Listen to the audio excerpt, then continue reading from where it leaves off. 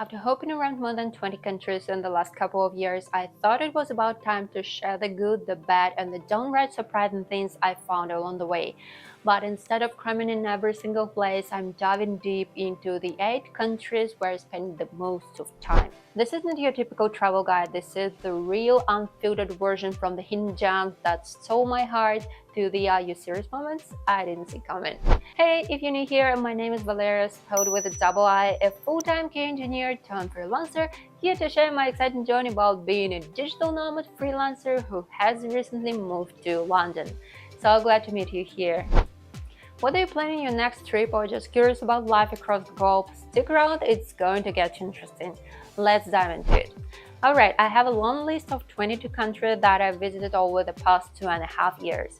I spent only 2 or 3 days in some of them, but I stayed much longer in others. I chose 8 countries where I spent enough time to really form my opinion. And disclaimer, this will be my personal perspective, so don't take it too seriously, alright? We're all different, but I hope my experience will be helpful for you. And the first country is Georgia. This is the first country that my husband and I went to back in February 2022. It wasn't our first time in this country. We've been there a couple of years ago, and when we were faced with the question of where to go, the decision was obvious: Georgia. Georgia has beautiful landscapes and a warm, often hot climate. Such a pleasant change after 3 years in Moscow with minus 25 degrees in winter. The people are extremely kind and hospitable. And this country has a visa-free entry for our nationalities, which is a plus. And one of the most flexible and convenient places for starting and running your own business with low income tax rate. And Georgia suggests affordable service and goods prices.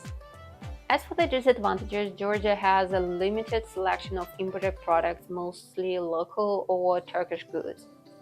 Fewer affordable flights because of a bit far location, though there are some budget options from Kutaisi to certain European countries. And they love a very relaxed and slow-paced lifestyle, which can feel too laid back at times, at least for me. And in terms of legalization, though, it is very long wait time for a passport, up to 10 years to get a Georgian passport. And online services, apps, and websites are not so popular and well developed. Usually it's much more reliable to make a phone call or visit some place and get the information you need, rather than just make a couple of clicks in the app or on the website that we got used to. The next country is Turkey. Turkey has scenic views, mountains, and many travel opportunities. We've personally visited Turkey multiple times, as well as Georgia, and rented a car each time. We traveled across Turkey from north to south, starting in Istanbul and going all the way down to Fethiye. Our next trip, we focused on the other south. There were picturesque views and plenty of viewpoints to stop at, so we really enjoyed traveling by car in Turkey. Turkey has a lot of fresh fruits and vegetables at affordable prices. Nice weather in autumn and winter. Istanbul is a great large city with plenty of places to explore and flights to various countries. It serves as an international transfer hub for many flight routes: USA, Asia, European countries. And what I like most about Turkey is that it's surrounded by seas. The Mediterranean to the south, the Aegean to the west, the Sea of Marmara between the European and Asian land masses, and the Black Sea to the north. However, Turkey has a very different culture and religions from what I'm used to, so from this perspective, it might not be an ideal place to live for me. As someone transitioning to a more vegetarian diet, I currently eat only fish and seafood, and eating out in Turkey is challenging as most national dishes are meat-heavy. Cafes serving these dishes are almost everywhere, especially in Istanbul, which makes it hard for me to find dining options. Summers are extremely hot, even sweltering. The next country is Montenegro. One of the most picturesque and beautiful countries with stunning natural landscapes that I've ever seen in my life. I've been to over 30 countries, so while I can't speak for every country in the world, the beauty here is really breathtaking, even on the drive from the airport. And this country has great seafood. And by the way, I can strongly recommend you to visit Appetite Restaurant and to try out their apple pancakes. They're the best that I've ever had. I will be back to Montenegro there only for them. Unfortunately, this is where the advantages of this country end for me. Again, this is just my personal perspective, so if you're from Montenegro, please don't take offense. It tastes really great. I'm a big city lover, so Montenegro feels too calm for me. There's not much happening there. If you're looking to escape your routine and spend time alone with your thoughts, it would be an ideal place. But otherwise, I wouldn't be able to live there, at least for now. The next country is Luxembourg. Good environment for looking for a job in corporate, world-renowned company, as many companies have their headquarters or offices there in Luxembourg.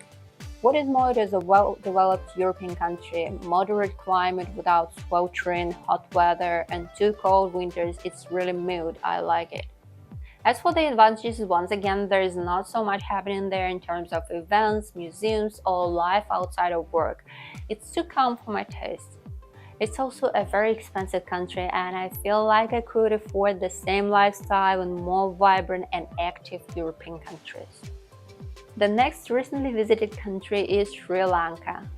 And one of the biggest advantages in Sri Lanka is, of course, its nature, fruits, and extremely kind people. They're mostly Buddhists. I'm not in any religion, but I feel that ideas of Buddhism match with me very much. And they have no meat-heavy culture. Animals are being respected, protected, and loved here. And this is the best option for me. As for the cons, it's too hot and humid for me. You're almost always drenched. And the standard of living in the country is quite low, and it's very far from Europe, making imported goods and services difficult or very expensive. There is no local market for IT freelancers, so you can only live there and work remotely. The next country is UAE. Very supportive environment for launching and growing business, with a large community of entrepreneurs who have immigrated there. It has plenty of networking events, high standard of living. It is the epicenter of cultural diversity, featuring a rich array of cultural places, national cuisines, and more from every corner of the world. This particular cultural diversity is what I seek in every city where I think to stay and live. This high standard of living also leads to very high prices for almost everything. Since the country is built in the desert, nearly everything must be imported, which further drives up costs. And the climate. We visited the country in August and September, which I know isn't the ideal time to be in the UAE. But the heat was unbelievable, 42–43 degrees. The sun was scorching and relentless. When we first arrived at the Abu Dhabi airport, picked up our baggage and asked the bus ticket travel agent about routes to the city center. He smiled and asked if it was our first time in the UAE. When we said yes, he chuckled and asked, "So what do you think about our climate?" It truly felt like stepping into the oven the moment we left the building. I had never experienced such intense heat before. And even worse, all buildings, shopping centers, and other public spaces are heavily air-conditioned, often set to 17–18 Celsius degrees. And going from 42–43 to 17–18 indoors, multiple times a day for work, shopping, or running errands is extremely taxing on your blood vessels and overall health. The next country is Austria. I've always dreamed of visiting Vienna just by looking at pictures of the city. I've been there twice and I still want to return. It's an open-air museum featuring spectacular examples of architecture, ancient and vintage buildings, cozy streets, coffee shops, great photo spots. And being in a beautiful urban environment is a significant factor for me, as I'm not really a nature lover. I mean, I can enjoy nature, but if I have a choice, I will always choose the city. What is more, this is a well-developed European country, which is a major advantage for me. For me, Austria, specifically Vienna, has become the second city after London that I'm genuinely ready to move to.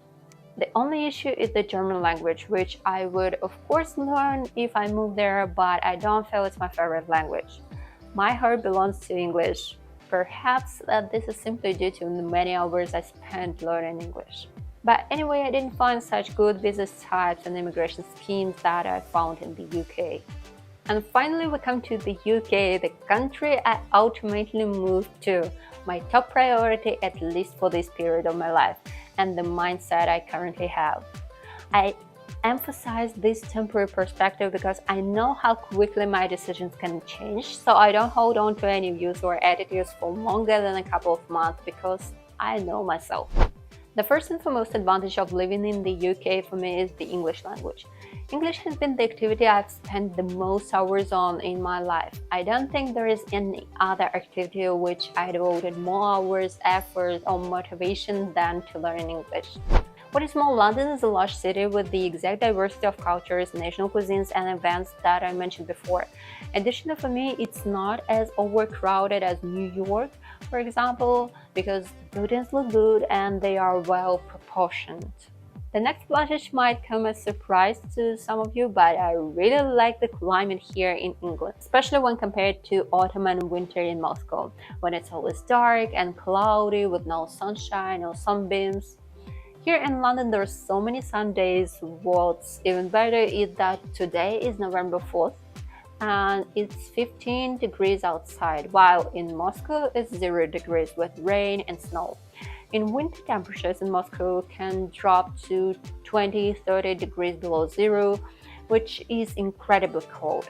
On such days, you hardly want to do anything except procrastinate and binge on unhealthy food and snacks. London is a good environment for launching your business, meeting other interested people, taking part in conferences, events, networking, visiting museums, which most of them are free here, and even studying. And the last key point for me is that the UK has a very convenient location at the center of the world. You can hop on a flight to the USA and be there in 6-7 hours, and European countries are easily accessible as well. Cons, I'm a new immigrant who moved here less than a month ago, and I'm currently at that stage where I find everything exciting. However, I understand that every place has its drawbacks, and in England, for me, the flats are quite small. With the same amount of money in the US, for example, you can get a much more spacious apartment. Additionally, average salaries in local companies are not so high compared to those in the United States. To sum up, I'm very glad that I've made an overview of some of the countries that I've visited for the last 2.5 years. I have around 20 countries total, but I thought I'd better share my personal views of these 8 countries that I explored most. I hope this video inspired you to visit any of the mentioned countries, and I'm really curious what are your main aspects of living abroad. If you traveled to any of these countries already and have your own thoughts on the pros and cons of this country, I would love to hear from you in the comment section. Don't forget to like and subscribe for more travel insights and personal reflections. And thanks for watching. Bye!